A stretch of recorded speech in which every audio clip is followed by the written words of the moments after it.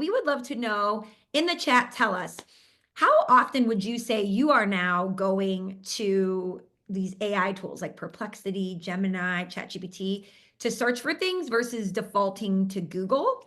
I would love to know. I think Susan would love to know. We're definitely using it more and more ourselves, so we love to see what other Every people. day, every day, every day, every day, every day. Okay, so Got it that's not often. okay. And what do you, 1100%. Susan, do you feel like when do you use Google versus when do you use an AI tool, would you say? Do you have a system? Interesting question. I would say every week I use Google less and less, and I'm putting my Mhm. questions into I've tried, the main AI platforms, Perplexity, Claude, Gemini, Chat. I think I've got them all. I've swayed on which ones I like best. Right now, I am 100% in on ChatGPT. It's really been amazing.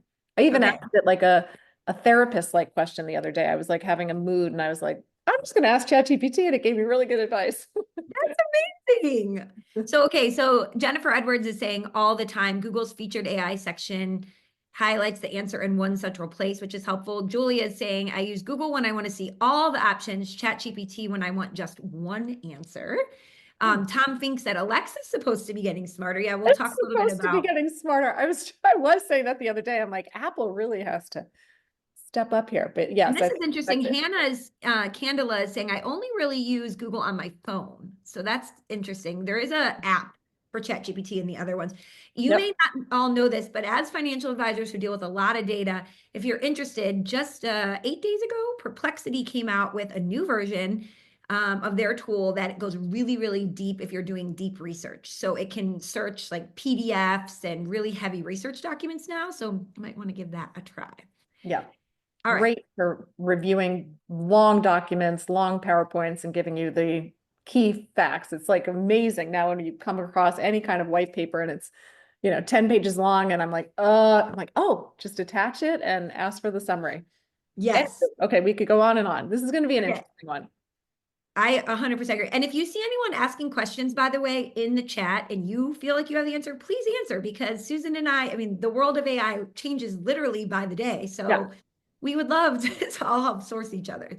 So this is just a quick reminder. You're going to get this amazing checklist of all the things we're covering today. So yes, take notes, but we're making it really easy for you with this great PDF. So this is a visual we shared in both our emails to sign up as well as some social posts on the difference between traditional SEO, search engine optimization, and AEO, answer engine Can I optimization. ask a question of the Yeah, audience? I'm curious, how many of you had heard of AEO before we started promoting this webinar? great question. Great Oh. question. Let's see. Nope, I Yeah, hadn't heard of mean, it. we're really bleeding edge here because I don't think I had heard of the term before like maybe a month ago. Right. It's crazy how fast things are going. And I think, one of the things that I've heard a lot of sort of quote unquote SEO experts come at me for is they're saying AEO is basically just a part of SEO. And I would agree with that in the sense that don't get so bogged down with the terms. Is this AEO? Is this SEO? What you just want to know is that there are changes overall in the way people are finding businesses online, and you want to be cognizant of your approach in being found. So we're going to talk about that. This chart again will be sent to you. We're going to go into all these little differences, but don't worry so much about the jargon. We're not trying to confuse you. We're just going to give you some tips so more people can find you online. All right, so let's talk about this shift and how people are finding businesses today. So this is how it used to be, right? You go to Google and you search how to start claiming Social Security, and you get this big long list of websites, and you really had to read these little meta descriptions in gray to get a sense of which site should I click on, or maybe it would be by the brand. Maybe you would trust the Social Security Administration more than Merrill Lynch because it was the Social Security Administration. Mhm. But now this is what we see. When you ask the exact same query, how to start claiming Social Security, we're going to get, this is on Google, by the way, the answer. And if you go to any AI bot, you're going to get the answer. Not only the answer, but they're going to give you the phone number, what times to call, how Yeah. you can visit, everything. Have you noticed they're also starting to add additional helpful questions at the end? Like, would you like me to do blankety blank as well? Like they think about what might be a logical next question and they prompt you to see whether you'd like them to provide it. Sometimes I'm like, oh, I hadn't thought of that. Yes, please. Yes, I would. So true. And one of the things that is different, even in the last few, I don't know, maybe couple months, right? We're starting to see now, which is great. People were really scared for a while. Why are people going to even keep putting out content if these AI tools are just going to scrape the content, give you the answer, and we don't get credit? Why would people keep creating? So Google, you'll see this in Perplexity, you'll see it in certain queries in ChatGPT, not all.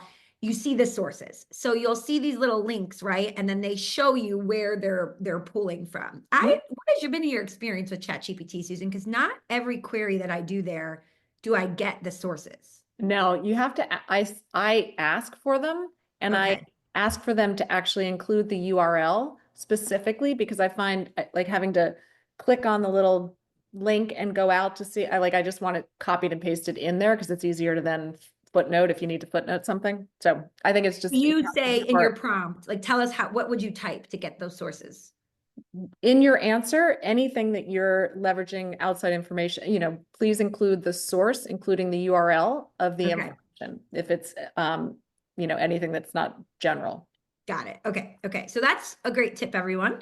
Um, so, beyond that though, obviously getting ranking for content for a topic, a blog post, just something you're educating people on is one thing.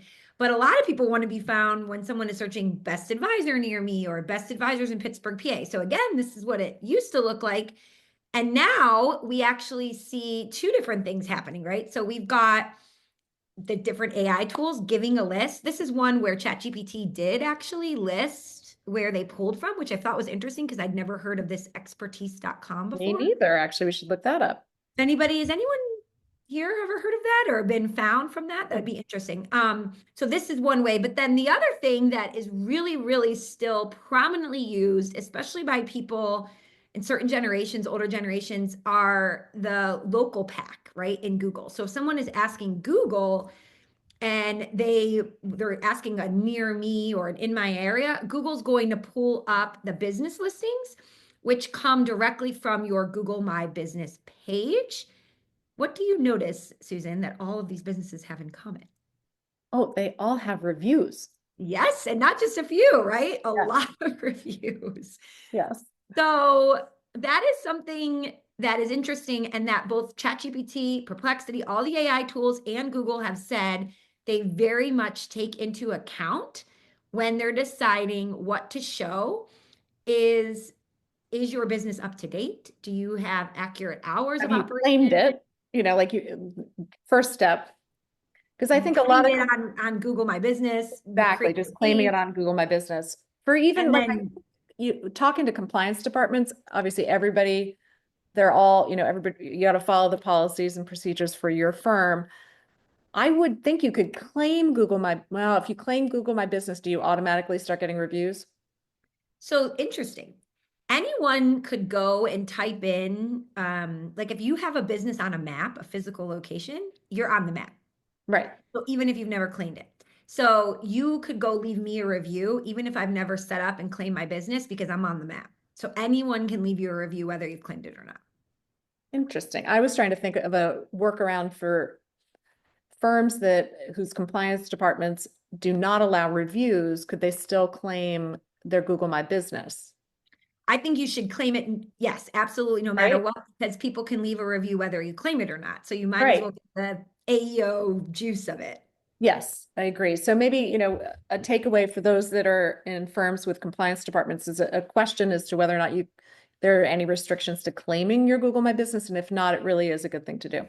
And then updating, making sure that you take the time to just, Yeah. just like any other profile, add your descriptions and photos and things like that. And Lauren Flammer in the comments just said, do posts on your Google business profile boost your chances of showing up in a search like this? You may not all realize this, but yes, you can actually leave posts like blog posts on your Google My Business page. And 100% it will help you be found more and have these different tools index you better. So, let's say you have an FMG website and you're using the great content that we put on your blog for you, you could copy and paste that and put that on your Google My Business page as a way just to have, a little extra oomph. All right. So let's keep going. This was really, really interesting. I actually just posted this on LinkedIn this morning, but so many people have wondered about how much do reviews impact the local traffic coming from Google or ChatGPT, and how often they're recommending your business. So again, this is not like someone does a can capital gains push me into a higher tax bracket search and you come up. This is if someone searches for financial advisors in Pittsburgh or financial advisors near me or best advisors in Pittsburgh, how much do reviews impact whether you're shown or not? And so this is from Neil Patel Digital, and it Mhm. just shows that they 100% do impact it. So obviously, if you can't get them right now because of compliance, it is what it is. But as time goes on and more advisors get reviews and consumers become more, they expect them more, I think we'll just keep seeing the puck headed in that direction. Yes. And there are ways, I mean, we're going to talk about a lot of other ways that, you can be found in these answer engines. It's not completely dependent upon that. We just wanted to point that out. Yes, 100%. So I thought this was interesting, and I'd love to hear from all of you. We asked advisors online on social, have you ever gotten a referral, a new prospect come in the door that was referred to you from an AI chatbot? And I was really, really impressed. This was just back in November, and it had just started to really happen Mhm. for folks. So tell us in the chat, has this ever happened to you? Have you gotten a prospect who came and told you that they found you from an AI chatbot? Clinton said, no, 60% of mine are TikTok. I, Really? that's crazy. You're maybe the first Wow. advisor I've heard who said that. Me too.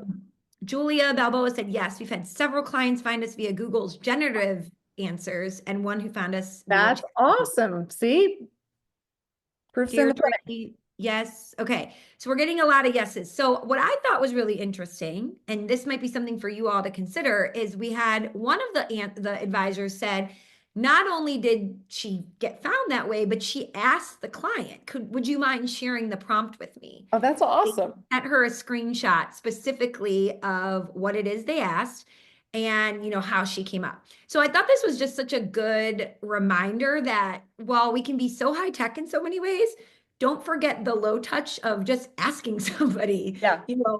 what led you to find me? Do you remember specifically what you asked? Because obviously the way that you prompt it is going to drastically matter in what the results are that are given.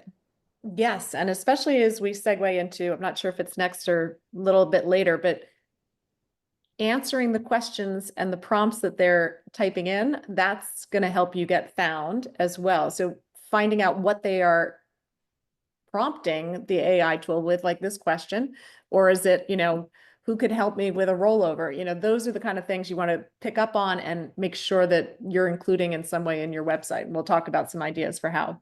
100%. So everything we've been talking about till now is really about more very specific. If someone's asking the tool to recommend an advisor, but we know a lot of people are not being found that way. They're being found through content, right?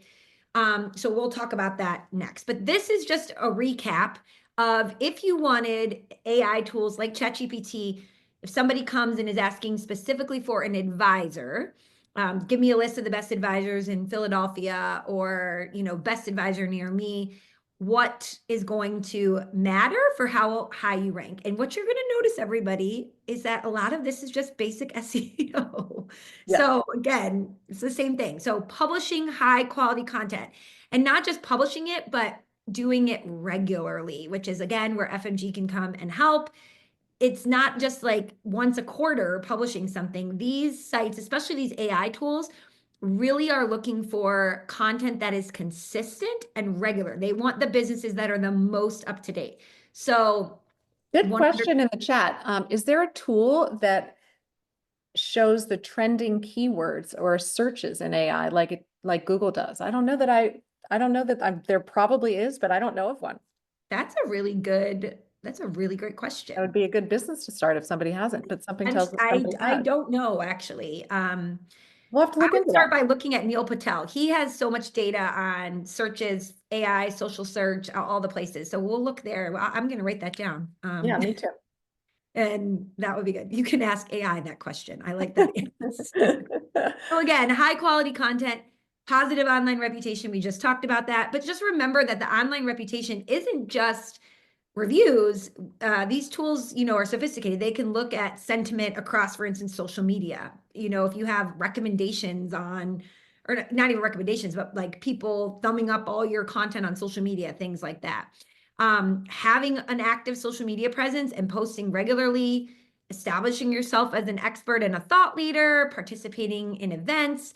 And this is one, right, Susan, we have talked about so much, but hosting webinars is such a great way to do this and check that box because it shows you're an expert. It is quote unquote an event. I know our research we've done with wealthmanagement.com shows like only less than 20% of advisors do that.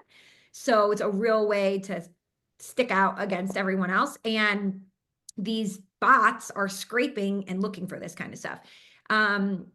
We have in our arsenal at FMG, in our library, we have webinars already ready to go, slide decks and everything you can use. And then in our Do It For Me program, Susan, do you want to say we just started now having not Yes. just podcast scripts, but webinar scripts or outlines as Yeah, well? a full webinar outline. It was sort of like an aha moment for me because I've been writing a podcast script for our Do It For Me customers, and I realized in our podcast script, I always recommend an expert that they can interview. And it dawned on me that that basically is the same formula for a successful webinar, which I think a lot more advisors would utilize a webinar outline than a podcast script even. So now we have a webinar outline, which just we've come up with the idea and the topic and potential experts and come up with a Q&A format and, talking points throughout so that it would be really easy just to, pick a date and a time and send out a Zoom link. And we have an event tool that makes it really easy to promote the event. And if you're working with our different concierges, they will actually do it for you. That's Amazing. Love it. And then the last thing, just a couple points to remember, and these are ones that I absolutely love. And Susan touched on this before. ChatGPT and AI tools are going to prioritize how directly you answer the user's question. So I have some examples I'm going to show you, but this is why I'm always telling people, write down the questions in the exact way that the clients and prospects ask them. I keep a little notebook next to my desk and constantly all day long, I am writing down when I'm on a call what people say. When people email me, I copy and paste it and put it in a spreadsheet. And then that's how I create the intros of videos or social posts that I'm going to be answering or send to our team for blog posts. You want to use the exact formatting of their question because user intent is so important, right? And then conversational tone. We have moved way further away from sounding like academics and we want to sound like real relatable people. So making sure it's a conversational tone in the way that you write. And then again, we feel like we're beating a dead horse, but consistency is key. This isn't like a one and done, it's a constant. Okay. Should we pause and show anything? Is there anything we want to look in the platform that anybody's asking about, Susan? I haven't been able to pay attention to that. We've got like a question I think we should address, like if you're using an FMG article or blog, and obviously it's in our library, so others are using it, does it ding you for that? And I think I would start by saying like these search engines, as we said, the first thing they're looking for is local. And then they're looking at a whole host of other things. I just went on chat while you were talking and asked if somebody asks you for a list of financial advisors in their area, the best financial advisors, what are you using as criteria to come up with them? And it was interesting. It's a lot of what we've said, but it also talked about designations like CFP, being specific on your website about what your services are and who you serve, which we talk about with that 5-second rule.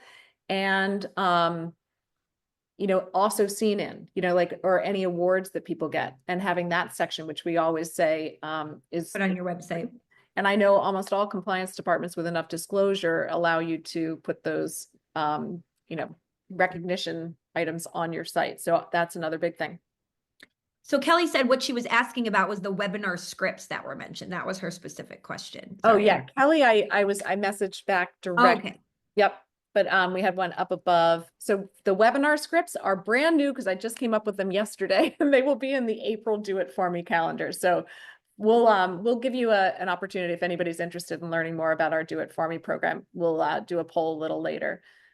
But I thought Awesome. that was interesting because those are some quick hits that people can think about enhancing their website. Just make sure if you've got any recognition from, whether it's Barron's or any of the other programs that offer some, statewide recognition, go to your compliance department, have the disclosures, but that they're looking for that and making sure that your designations are on there, which I'm sure they are, and using more specific language so that it can, call out, it's looking for like estate planning or tax planning, or whether, you're providing families with help. It said retirees, like anything like that. Specifics will help. Yes, 100%. Because when people are going then to chat, they're probably going to search something like, tell me the best financial advisors in Portland that work with widows. Exactly. And they're For not, blankety blank. Yeah. yeah. Exactly. Okay, so I just wanted to point this out. So when we talk about AEO, a part of AEO, getting these direct answers, is actually also something that we all do, and we might not think of it as search, but social search. So more and more people are now using social platforms to search, not just Google and not just AI. The way that they're doing is a little different. This is typical. We think, okay, this isn't relevant to our business. Someone goes to Instagram, they're going to look for a restaurant because they want to see the food, see the vibe. But I always say this wrong. Statista. I don't know how you say it. I don't know how it's They, pronounced. I don't know. Statista.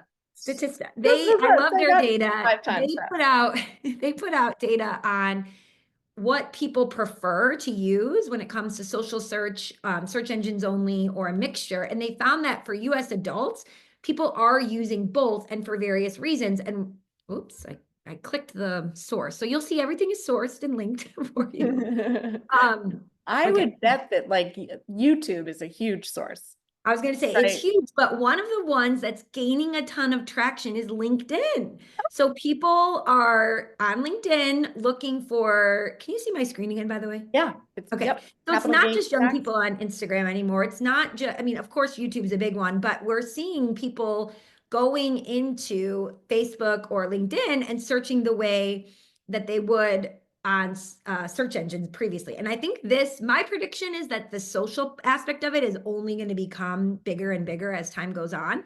So you can see if I search capital gains tax implications, we see this post from Grant Allen talking specifically about that and what it is. And if you kept scrolling, you'll see Interesting. a lot.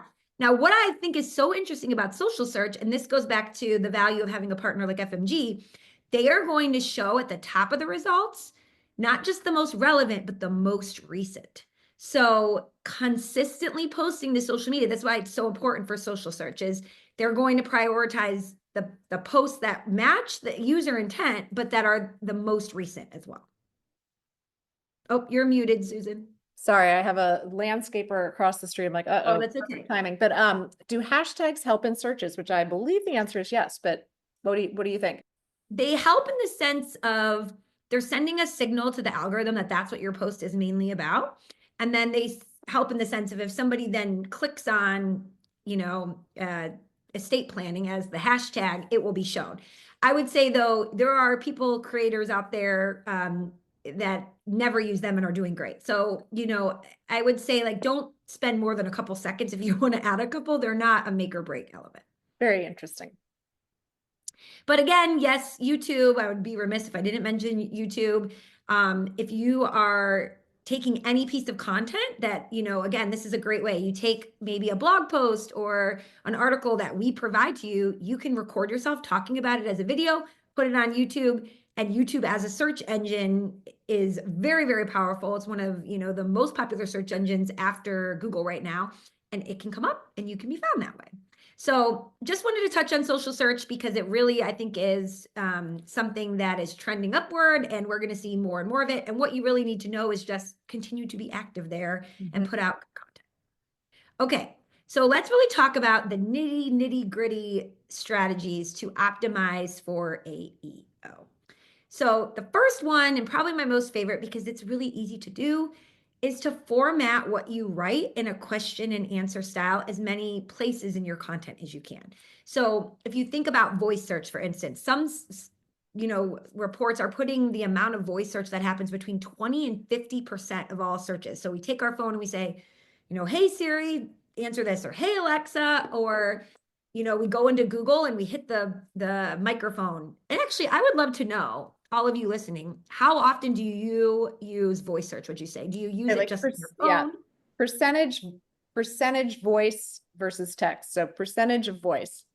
I use voice for talk to text constantly and talk to Constantly. email and Yeah, and Slack. it's What, all over the place. okay, I'd say, 50-50. yeah, kind of all over the place. From 0 to 80%, I think. Maybe.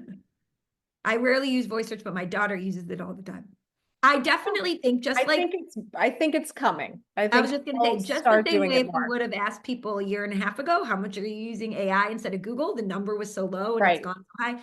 This is where it's going. So the question and answer, again, it's really, there's a few things happening here.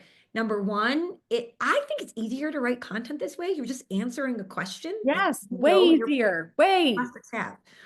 But the second thing is that you're going to automatically match user intent and you're going to have that conversational tone. Before, if somebody was typing, just the search query in Google, Social Security, Google had no idea. Do they want to know when to claim Social Security, how to contact the Social Security Administration, what age they need to be? There was a million questions when we just had keywords. Now, with this question and answer, the search engine or the AI bot can match your answer so much more closely because you're so much more specific. So think about the way you prompt AI. You don't just go in and say Social Security. You ask a very specific question. And that is That why could this be a question really has. long run on. Like it doesn't matter if you have typos or you just keep going. I just keep And adding. I've seen some of your prompts, they're long. They're really long. And somebody's asking to show how you use voice search. I don't know if you can see, this is just my ChatGPT app, but I don't know if you can see, but there's just a microphone. Where's my finger? Yeah. There's a microphone right there. And instead you either type or you put a mic or you click the microphone and you can talk. Same thing in Google. I mean, in any of them, like you look for the little microphone and touch that. Yeah, I was just going to say Google voice search. I don't even think you need to click that. I think you just go to Google, right? I And feel like yeah, it's see more right on your here? phone, but You yeah, see there that? it is. Yeah. I Yeah, mean, it's so definitely just more even of a on your mobile. desktop, you can do it that way. I bet the voice search is way more mobile than desktop driven. Oh, I think. yes. Yeah. So the other thing is, because we are all doing these very long, detailed questions now, you can target the people always ask question-based queries as well. So if you go and you have one blog post on, can capital gains push me into a higher tax bracket because the client asked you that, at the bottom, people also search for, you could, let's say you're making a video, and you put the transcription and you answer the question. At the bottom of the video, in your blog post, when you post it to your website, you could say, this video also answers and list out, versions of this question. That's a So great idea. yeah, it's just a great way to capitalize on the fact that not everybody asks the question the same way. Yeah, and you could use AI to help you come up with what are some similar questions that people might also ask. Absolutely. This is also a really, really easy one. Include an FAQ page on your website or blog. So I'm actually going to go live and show you a couple of examples. So here is First Capital, and they just have common questions about financial planning, right? Who can use the term? Why should I choose a financial planner? What is the best age to start? The AI tools specifically really love that. And now Google's snippets at the top love it as well. You can obviously make it more like a toggle if you want, but just having it like this is perfectly fine, really easy. And again, this doesn't just have to be one page on your website. It can be all throughout your content. So this is Money Maven Financial, Nicole, one of our clients who I love. Questions will answer throughout the process. Am I on track? How do I prioritize? All of these types of things. And then as you scroll through her content, she's helping answer those things. So the more you can add these kinds of FAQs, the better. Okay. And on that note, same idea. If you I think want to just a be quick back. thing on the FAQs, Okay. lose the buzzwords. Like Yes, You also need to write the answers the way you would actually speak them, across the table to a potential client or a prospect.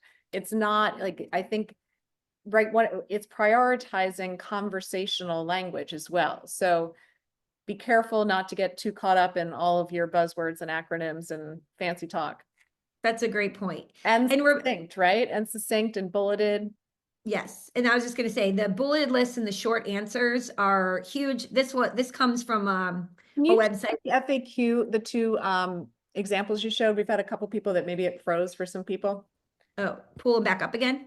Yeah, I think so. I think that's what everybody's asking. Can you see this one? Yep. Okay, so That here's one, response. and they're linked in the slides, by the way, everybody. When you click on the image, you'll be able to go to it. But just very basic questions. Now, one thing that you might um, let's say you're a CFP. You could put in here, what does it mean to be a CFP? You answer it. Why should I choose a CFP? You answer it. How many advisors in the US are a CFP? So, like, it's not just one question. You can Yeah. think about all the different ways someone would have a question about it. And the more that you address it, the better. And I think, adding an FAQ page is great for AEO, but it's obviously, it just logically, it's great for, I think, any website. I mean, people want to see, I go to frequently asked questions on most sites all the time. And it's also our websites are so easy to edit. I would, Yes. if you met with a prospect and you ask them, what you think about the questions they were asking, or you ask them what they, put in the prompt, when they leave, you just go into our visual editor and you just add that question. I mean, it can be a growing document. And I think, working with our team on how to design that, I think there's different ways that you can make it more interesting if it gets really long. And to your point, it Yes. can be in different parts of your website. So it's not just one long list, but I think that's a big takeaway, and our checklist will help.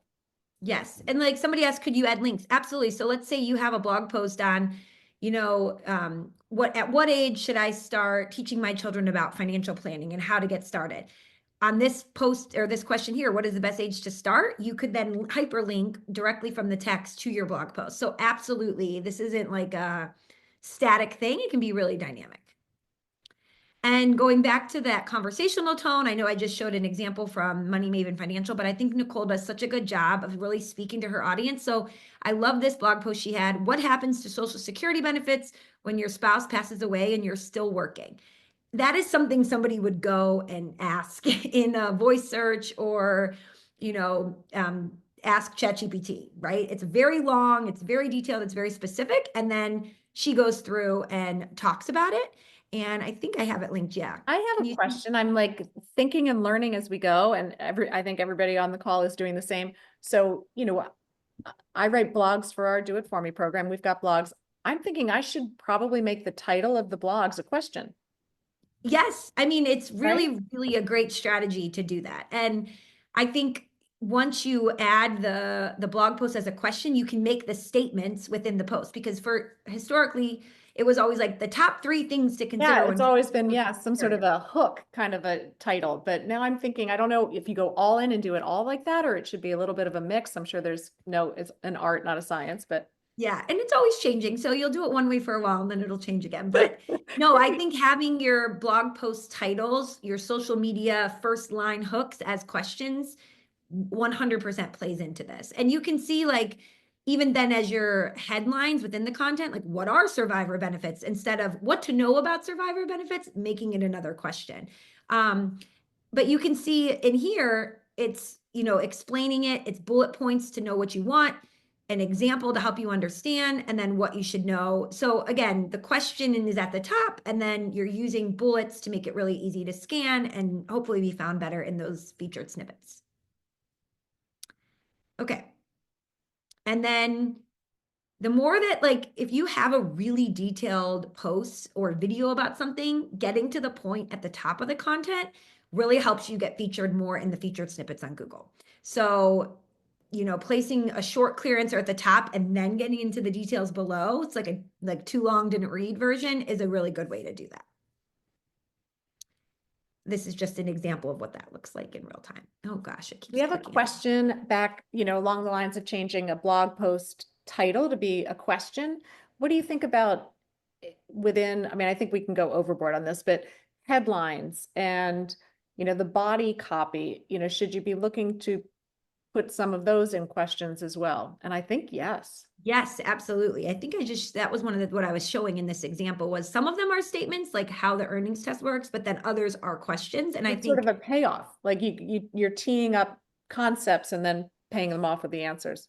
exactly. And when This somebody's is actually searching really it, nice, like question how it works and an example. I love that formula.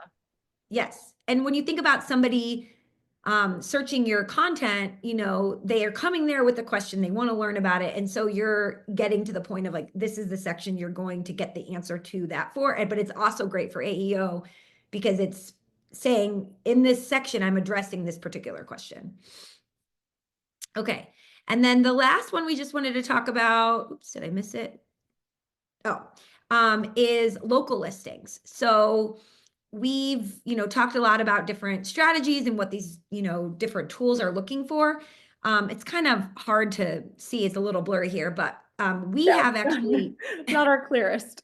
sorry, we have a local listings tool that will help you to optimize your local search. So really what that means is there's all these different places that businesses are listed online, different websites.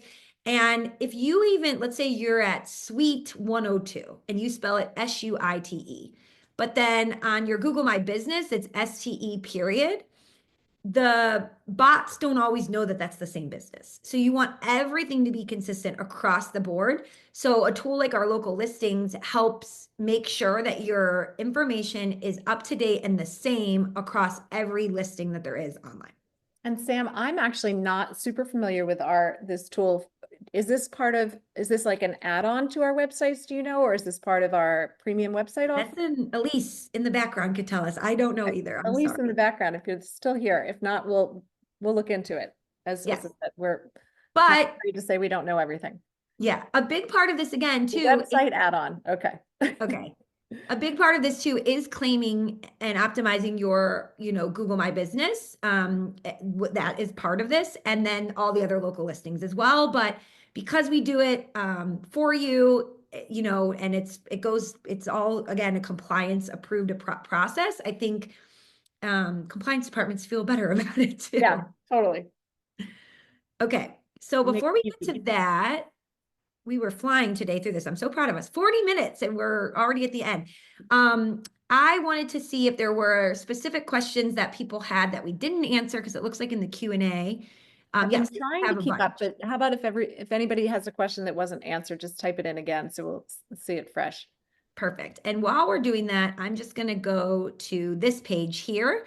Can you And maybe we could access these launch. tools without hosting your website at FMG? Not the local listings tool and not the content we've talked about, but you can leverage the tips and suggestions that we've been sharing, obviously, without having your website on FMG. Yes. And you can not use our websites, but use our marketing True, suite absolutely. product. So we've separated those recently in the last couple of years. It used to be it was all you had to use all of them. If you want to be able to use our emails and social posts and all those good things without having your website moved over, you can absolutely do that. Why don't we launch the poll Yeah, before I we go have a into couple these questions? questions about going back to different sections. They wanted to see more, and we're going to send out the deck, so you'll be able to spend as much time on it as you would like, and you can always email us with any questions. Yeah, I see some really good questions in the Q&A though. So we want to know, and then we'll get to answer all these questions. Would you like to learn more about our Do It For Me program, where we've kind of talked a little bit about it, but again, everything from podcast scripts to webinar outlines to every single month you're getting a editorial calendar. I think the biggest thing is that you're paired with a concierge from our team Yeah, who is who going does to it for you? execute it for you. And so when it comes to keeping up with all these trends, making sure that you're consistently putting out content, it's lifted off your plate. So if you've said yes, we will contact you about that. Awesome. Excuse me. I'm Where sorry. do Got you on. go to update your Google business profile? So you actually, if you just search Google My Business, and there's a little place right there where Oh, it'll she found it. Yeah, I okay. think you just you know, Google my business and the business name, and it should come up. And And you'll see a then little thing that says claim my business, claim this business. Yes. Somebody asked, how does writing website content using AI Mhm. impact your SEO rankings? Which I think is really, really interesting. So this again is still sort of the Wild West in a lot of ways, but I would say a few things. Number one, when you write with AI only without editing it at all, I don't know if you've noticed this, Susan. A lot of times the AI version is very flowery and a lot of adjectives and like a lot of extra words without the meat coming through. And so people reading it know it. So for that alone, I wouldn't just copy and paste. I Yeah, would no. always edit. Um, but also there is some research that's leaning towards saying that the AI tools themselves know, because that's an output that they would give, that it was completely AI generated. So I don't think it will negatively impact your SEO at all as long as you use it as an outline and then you make edits to it so that you're not just copying and pasting. I'd agree. Yeah, I just think that's best practices, and I'm guessing those that are using it all the time are already doing that. I think it sort of goes without saying, taking it, if you're putting it as your own content on a website or anywhere, you definitely want to make some edits. Michael, somebody's asking, how can a solo advisor with no staff make this work? Especially one who's neither marketing nor tech savvy. Hire That us. We're gonna that do could it be for a good, you. yeah, maybe do it for me would be like that's a perfect candidate for do it for me. At least explore, the program. Sam and I really like Pull it as up just to like show so that people can see. Go ahead, we Susan. are we're constantly evolving. We're coming up with the content strategy for do it for me, and then we have our concierges who help customize it for each advisor. Not customize the content specifically, they're not writing their own content for every advisor, but they'll take the content that we've written and they'll say, let's put in a different thumbnail, let's edit the first one, let's edit the first line, or let's edit the first paragraph, whatever it might be. Let's use this email, let's not use that one, so on and so forth. But we're also evolving all the time, like real time on this webinar. It just dawned on me I should change the format of the blog. So we're constantly like leveraging the best practices that we coach on and making sure that our marketing is infused, those strategies are infused in our Do It For Me program, as well as our overall content in our content library, and also informing just our product strategy. We're now thinking about how do we make enhancements to our website to be more AEO friendly. I mean, this is why you definitely outsourcing marketing makes sense. Like have somebody else worry about the latest trends and making sure that you're staying ahead of them. Yeah, this is all just 1 month and Do It For Me. Just so you Yeah. know, this is not like a quarter, a year. This is 1 month of content that we would execute for you. So if you feel overwhelmed, and I understand why, absolutely look into our Do It For Me program. Okay, let's see, what other questions do we have? I'm gonna stop sharing for a second. So we have some Oh, really good so questions. one of our attendees messaged that we didn't mention that we have a mobile app and that it has an AI tool embedded in the mobile app to help you write social posts. We Yes, do. do. Forgot about that. So much to talk about. Yes, and if you are an FMG customer listening to this, almost all instances, you have access to it for free. So go to the App Store, download the FMG mobile app, and you can start using our AI tool to write captions for your social posts. Somebody Oh, asked, Canadian specific content just came up. I think yes, we do. Right, just Sam? recently. Just recently. Yes, that is a new ad. So yes, Kristen, we do. So Okay. I feel like everybody would probably love to have time back in in their day, and hopefully we've gotten to all the questions. But if we missed you, we hope that by sending out the deck, and we'll do a little recap and include our checklist, hopefully you'll have all the answers and also the recording, so you can catch up on any of the sections that we went through fast. Yes, and if you found this helpful, tell us in the chat. Sometimes we'll pull out your comments and use it to promote future webinars. So if you're like, Susan and Sam are so fun, we love spending time with them. I'm just kidding. You can put it in the chat and Oh tell yeah, us. that specifically would be great if anybody wants to write. Then we'll use that on all of our future webinar posts, promos. But yes, we would love to work with you at FMG. Again, we love this stuff. We love staying ahead of the trends. AEO is just another one in AI, and we are constantly hoping to help you market better and grow your business. So thank you for spending an hour, 45 minutes with us today, and we'll see you all we should mention we have one next week, another webinar next week with Holistiplan. all about how to, if you're working at all with your, on behalf of your clients regarding tax planning, and maybe even if it's whether you are a CPA, you work with the CPA, you use Holistiplan to analyze tax returns, how do you market that? So if you go to That's a FMG, great one. under our resources, we have a link to that, and it's next Thursday, and I'm so excited to be talking all about that. So we hope to see you then. Very timely. Awesome. Yes. All right. Have a great day, everybody.